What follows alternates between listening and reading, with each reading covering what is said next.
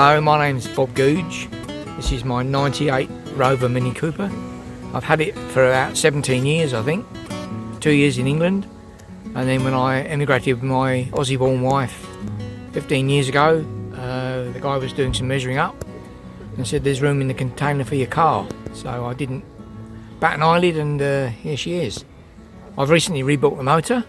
It didn't need doing, but I wanted a bit more power, and I've now got a 7-port alloy cylinder head in place, mild cam, limited slip diff, but the rest of the car is standard externally as it left the factory.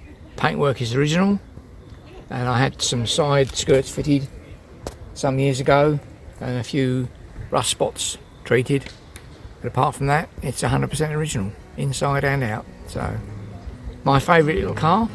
I've sold my Falcon. This is the only car I have now, so I've got to live with it.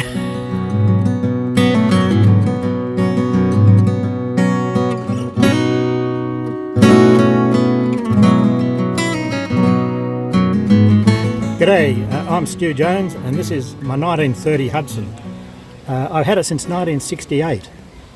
When I got it, it was extremely well worn. I think it had been used as a hire car. The back seats were worn and it had a luggage rack at the back. I drove it for a couple of years, toured around with it, the mates surfing and such, and then in 1970 the motor blew up. And that started the restoration program over the next 30 or 40 years. This is an 8-cylinder motor. It's the first 8-cylinder that Hudson made.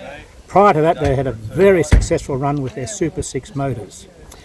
The 8-cylinder motor really was just 4-cylinder Essex motors, 2 of them joined together. Very, very basic, updraft carburettor, a very basic engine. I've kept it as original as I can.